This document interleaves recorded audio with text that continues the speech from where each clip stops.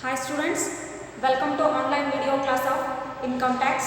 ನಮಸ್ಕಾರ ವಿದ್ಯಾರ್ಥಿಗಳೇ, ತಮ್ಮೆಲ್ಲರಿಗೂ ಇನ್ಕಮ್ ಟ್ಯಾಕ್ಸ್ ಆನ್ಲೈನ್ ತರಗತಿಗೆ ಸ್ವಾಗತ. In yesterday class we are in discussion of the objectives of tax. ನಾವು ಹಿಂದಿನ ತರಗತಿಯಲ್ಲಿ ಇನ್ಕಮ್ ಟ್ಯಾಕ್ಸ್ನ ಅಥವಾ ತೆರಿಗೆಯ ಉದ್ದೇಶಗಳ ಬಗ್ಗೆ ನಾವು ಡಿಸ್ಕಷನ್ ಮಾಡ್ತಾ ಇದ್ವಿ. and we can understand the objectives of tax based on two classification. The objectives of tax can be classified into two. First one is the main objectives and second one is subsidiary objectives. Main objectives means which are more important than the subsidiary objectives and most preference is given to be attainment of these objectives. ಪ್ರಮುಖ ಉದ್ದೇಶಗಳು ಅಥವಾ ಮುಖ್ಯ ಉದ್ದೇಶಗಳು ಗುರಿಗಳು ಅಂತಂದರೆ ಸಾಮಾನ್ಯ ಅಥವಾ ಇತರೆ ಉದ್ದೇಶಗಳಿಗಿಂತ ಹೆಚ್ಚು ಪ್ರಾಮುಖ್ಯತೆಯನ್ನು ಪಡೆದಿರುತ್ತೆ ಹಾಗೂ ನಿಗದಿತ ಅವಧಿಯಲ್ಲಿ ಆ ಗುರಿಗಳನ್ನು ತಲುಪುವ ಪ್ರಮುಖ ಉದ್ದೇಶವನ್ನು ಯಾವ ಹೊಂದಿರ್ತಾವೋ ಅದನ್ನು ನಾವು ಪ್ರಮುಖ ಉದ್ದೇಶಗಳು ಅಥವಾ ಮುಖ್ಯ ಉದ್ದೇಶಗಳು ಅಂತ ಕರಿತೀವಿ. And second one is subsidiary objectives which are less important than the main objectives and secondarily concentration is given to be attainment of these objectives. ಇವು ಪ್ರಮುಖ ಉದ್ದೇಶಗಳಿಗಿಂತ ಕಡಿಮೆ ಮಹತ್ವವನ್ನು ಹೊಂದಿದವು ಆಗಿರ್ತವೆ. ಕೇವಲ ಪ್ರಮುಖ ಉದ್ದೇಶಗಳನ್ನು ತಲುಪಿದ ನಂತರ ಅಥವಾ ಪ್ರಮುಖ ಉದ್ದೇಶಗಳು ಈಡೇರಿದ ನಂತರ ಸಾಮಾನ್ಯ ಉದ್ದೇಶಗಳ ಕಡೆಗೆ ಗಮನವನ್ನು ಹರಿಸಲಾಗುತ್ತೆ. So then what are the main objectives that tax has? ಯಾವ ಪ್ರಮುಖ ಉದ್ದೇಶಗಳನ್ನು ತೆರಿಗೆಯು ಹೊಂದಿದೆ ಅಂತ ನಾವು ತಿಳ್ಕೊಳ್ಳೋಣ. The first main objective of tax is to generation of revenue. It means the main objective of tax is to generate the revenue to the country. We already discussed that tax is a revenue to the government. ನಮ್ಗೆ ಈಗಾಗಲೇ ಗೊತ್ತಿರೋ ಹಾಗೆ ತೆರಿಗೆಯು ಸರ್ಕಾರಕ್ಕೆ ಆದಾಯದ ಮೂಲವಾಗಿದೆ. and the main objective of tax is to generate the revenue through the collection of tax from the citizens of the country. ತೆರಿಗೆಯ ಪ್ರಮುಖ ಉದ್ದೇಶ ಏನಪ್ಪ ಅಂತಂದರೆ ಸಾರ್ವಜನಿಕರ ಅಥವಾ ರಾಷ್ಟ್ರದ ಪ್ರಜೆಗಳ ಆದಾಯದ ಮೇಲೆ ತೆರಿಗೆಯನ್ನು ವಿಧಿಸುವುದರ ಮೂಲಕ ಸರ್ಕಾರಕ್ಕೆ ಆದಾಯವನ್ನು ಹೆಚ್ಚು ಮಾಡುವಂಥದ್ದು ಪ್ರಮುಖ ಗುರಿಯಾಗಿರುತ್ತದೆ.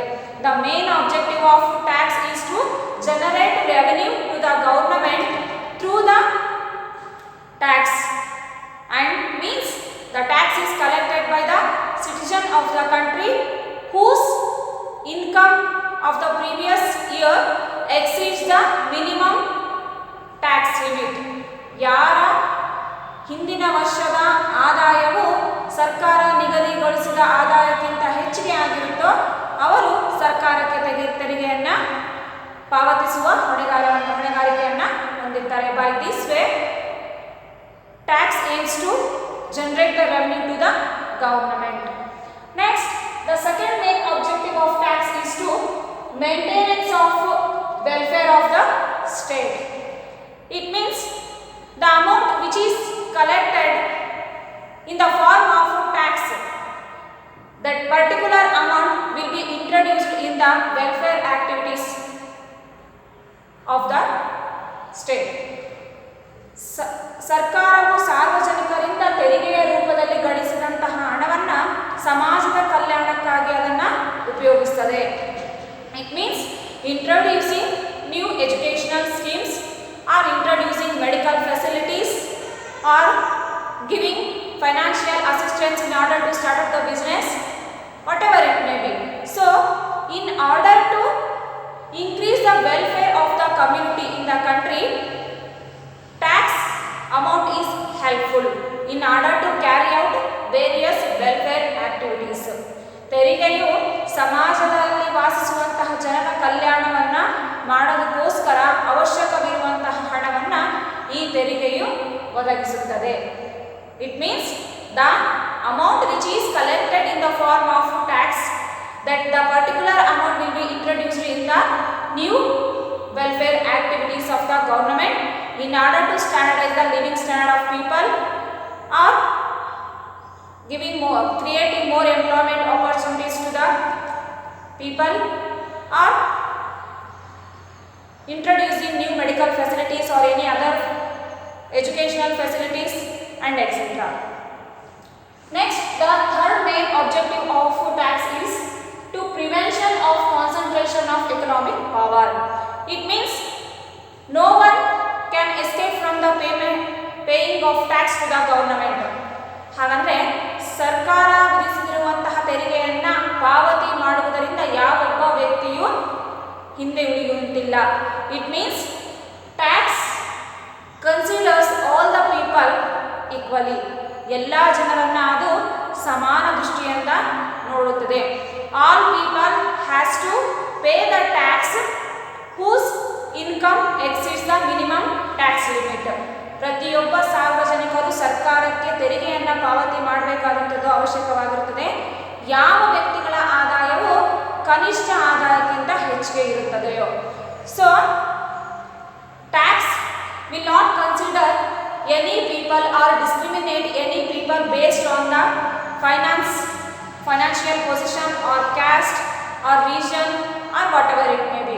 ತೆರಿಗೆಯು ಯಾವೊಬ್ಬ ಪ್ರಜೆಯನ್ನು ಕೂಡ ತುಚ್ಛವಾಗಿ ಅಥವಾ ಯಾವುದೇ ರೀತಿಯ ವ್ಯತ್ಯಾಸಗಳಿಂದ ಪರಿಗಣನೆಗೆ ತಗೊಳ್ಳೋದಿಲ್ಲ. ಅವರು ಹೊಂದಿರುವಂತಹ ಹಣಕಾಸಿನ ಸ್ಥಿತಿಗತಿಗಳಾಗಿರಬಹುದು, ಜಾತಿ ಜನಾಂಗ ಆಗಿರಬಹುದು, ಅಥವಾ ಯಾವುದೇ ಪ್ರದೇಶಕ್ಕೆ ಸೀಮಿತವಾಗಿರಬಹುದು, ಯಾವ ಒಂದು ಅಂಶಗಳನ್ನು ಪರಿಗಣಿಸದೆ ಸಮಾಜದಲ್ಲಿರುವಂತಹ ಎಲ್ಲ ಸಾರ್ವಜನಿಕರನ್ನು ಏಕದೃಷ್ಟಿಯಿಂದ ಕಾಣುತ್ತದೆ. ಅದರ ಜೊತೆಗೆ tax aims to reduce the concentration of economic power in few hands. ಕೇವಲ ಉಳ್ಳವರಂತಹ ಕೈಯಲ್ಲಿ ಅರ್ಥವ್ಯವಸ್ಥೆಯು ಅಥವಾ ಆರ್ಥಿಕತೆಯು ಕ್ರೋಢೀಕರಣಗೊಳ್ಳುವುದನ್ನು ಇದು ಕಡಿಮೆ ಮಾಡುತ್ತೆ. By way of collecting their excess amount in the form of tax. ಹಣಕಾಸಿನ ಸ್ಥಿತಿಯಲ್ಲಿ ಉನ್ನತ ಮಟ್ಟದಲ್ಲಿರುವಂತಹ ಜನರಿಂದ ತೆರಿಗೆಯ ರೂಪದಲ್ಲಿ ಹಣವನ್ನು ಗಳಿಸುವುದರ ಮೂಲಕ ಕೆಳಮಟ್ಟದ ಜನರಿಗೆ ಹೊಸ ಸಾಮಾಜಿಕ ಕಲ್ಯಾಣದ ಕಾರ್ಯಕ್ರಮಗಳನ್ನು ಯೋಜಿಸುವುದರ ಮೂಲಕ ಅವರಿಬ್ಬರ ನಡುವೆ ಸಮತೋಲನವನ್ನು ಕಾಪಾಡಿಕೊಳ್ಳುತ್ತೆ. So the main objective of tax is to reduce the concentration of economic power in the few hands of people. It means the excess amount of people will be collected in the form of tax and that same amount will be introduced in the social activities which are beneficial to increase the living standard of people or to the welfare of the society. The next main objective of tax is redistribution of wealth for the common benefit of society. It means we already discussed that the amount which is collected in the form of tax will be introduced further activities which are helpful to increase the living standard of people or welfare of the society. So the particular amount means the tax amount will be introduced in social welfare activities. It means government redistribute the particular amount in the form of introducing new schemes which are most beneficial in order to start up the business. Means providing financial assistance to start up the business or any technical assistance or any rural development schemes or any employment opportunities, scholarships, whatever it may be. So the particular amount which is collected in the form of tax will be reintroduced or redistributed to the people by introducing new social schemes or the new welfare activities. And these are the main objectives of tax. First one is generation of revenue to the state. Second one is maintenance of welfare of the state. Third one is prevention of concentration of economic power in the few hands. Next one is redistribution of wealth for the common benefit of society. Next, second classification of objective is subsidiary objectives which are less important than the main objective. ಪ್ರಮುಖ ಉದ್ದೇಶಗಳಿಗಿಂತ ಕಡಿಮೆ ಪ್ರಾಮುಖ್ಯತೆಯನ್ನು ಹೊಂದಿದಂತಹ ಉದ್ದೇಶಗಳು ಇವಾಗಿರ್ತವೆ. These objectives are attainable only after the completion or achievement of main objectives.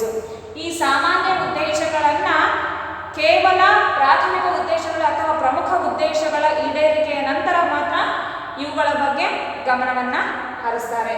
So the subsidiary objective of tax is the first one is accelerate savings and investment. Tax encourages the people to save their money and introduce the amount in most beneficial or high return schemes. ತೆರಿಗೆಯು ಅಥವಾ tax ಏನಿದೆ ಸಾರ್ವಜನಿಕರಲ್ಲಿ ಉಳಿತಾಯದ ಮನೋಭಾವನೆಯನ್ನು ಬೆಳೆಸುವುದು, ಅದರ ಜೊತೆಗೆ ಉಳಿತಾಯ ಮಾಡಿದಂತಹ ಹಣವನ್ನು ಹೆಚ್ಚು ಗಳಿಕೆಯನ್ನು ಅಥವಾ ಹೆಚ್ಚಿನ ಲಾಭಾಂಶವನ್ನು ತರುವಂತಹ ಯೋಜನೆಗಳಲ್ಲಿ ಹೂಡಿಕೆ ಮಾಡೋದನ್ನು ಕೂಡ ಇದು ಪ್ರಚೋದಿಸುತ್ತದೆ. Tax encourages the habit of savings and the particular amount to be invested in most high return schemes. ಉಳಿತಾಯವನ್ನು ಮಾಡಿದರ ಜೊತೆಗೆ ಉಳಿತಾಯ ಮಾಡಿದಂತಹ ಹಣವನ್ನು ಹೆಚ್ಚಿನ ಲಾಭಾಂಶ ತರುವಂತಹ ಹಣಕಾಸಿನ ಚಟುವಟಿಕೆಯಲ್ಲಿ ತೊಡಗಿಸಲು ತೆರಿಗೆಯು ಸಾರ್ವಜನಿಕರನ್ನು ಪ್ರಚೋದಿಸುತ್ತದೆ. Next subsidiary objective of tax is rapid economic development. So when the living standard of people increased, then the purchasing power of people will also be increased. ಯಾವಾಗ ಸಾರ್ವಜನಿಕರ ಅಥವಾ ಪ್ರಜೆಗಳ ಆದಾಯ ಹೆಚ್ಚಿಗೆ ಆಗುತ್ತೋ ಅದರ ಜೊತೆಗೆ ಅವರ ಕೊಳ್ಳುವ ಶಕ್ತಿಯು ಅಥವಾ ಸರಕು ಮತ್ತು ಸೇವೆಗಳನ್ನು ಅನುಭವಿಸುವ ಶಕ್ತಿಯು ಕೂಡ ಹೆಚ್ಚಿಗೆ ಆಗುತ್ತಾ. The rapid economic development can be achieved only by maintaining the regular distribution of goods and services from the producer to consumers. ಅತಿ ಶೀಘ್ರವಾದಂತಹ ಆರ್ಥಿಕ ಬೆಳವಣಿಗೆಯನ್ನು ನಾವು ಯಾವ ರೀತಿಯಾಗಿ ಮಾಡಬಹುದು ಅಥವಾ ಆ ಉದ್ದೇಶವನ್ನು ನಾವು ಈಡೇರಿಸಿಕೊಳ್ಳಬಹುದು ಅಂದರೆ ಯಾವಾಗ ಮಾರುವುದು ಮತ್ತು ಕೊಂಡುಕೊಳ್ಳುವುದು ನಿರಂತರವಾಗಿ ನಡೆಯುತ್ತದೆಯೋ ಅಥವಾ ಯಾವ ರೀತಿಯಾಗಿ ಆರ್ಥಿಕ ಚಟುವಟಿಕೆಗಳು ನಿರಂತರವಾಗಿ ನಡೆಯುತ್ತದೆಯೋ ಅಲ್ಲಿ ಆರ್ಥಿಕ ಬೆಳವಣಿಗೆಯು ಕೂಡ ತ್ವರಿತಗತಿಯಲ್ಲಿರುತ್ತದೆ. It can be achieved only by maintenance of regular distribution of goods and services from producer to consumer. ಯಾವಾಗ ಕೊಳ್ಳುವವರು ಮತ್ತು ಮಾರುವವರ ನಡುವೆ ಸರಕು ಮತ್ತು ಸೇವೆಗಳ ಬದಲಾವಣೆ ಅಥವಾ ವರ್ಗಾವಣೆ ನಡೆಯುತ್ತದೆಯೋ ಆವಾಗ ಮಾತ್ರ ನಾವು ಆರ್ಥಿಕ ವ್ಯವಸ್ಥೆಯನ್ನು ಅಥವಾ ಆರ್ಥಿಕ ಅಭಿವೃದ್ಧಿ ಕೂಡ ಉನ್ನತ ಮಟ್ಟದಲ್ಲಿರುತ್ತದೆ ಅಥವಾ ಅತಿ ಶೀಘ್ರವಾಗಿ ಇರುತ್ತದೆ. Next the third subsidiary objective of tax is to generation of employment opportunities. So when government introduces new schemes means it needs to employ number of experts in order to carry out the activities or the functions.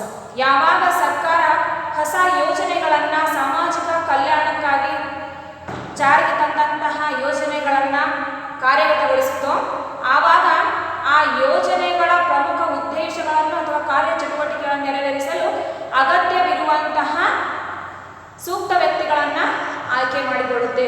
ಅವರಿಗೆ ಉದ್ಯೋಗಗಳನ್ನು ನೀಡುವುದರ ಮೂಲಕ ಉದ್ಯೋಗದಾತರನ್ನಾಗಿ ಮಾಡುತ್ತದೆ.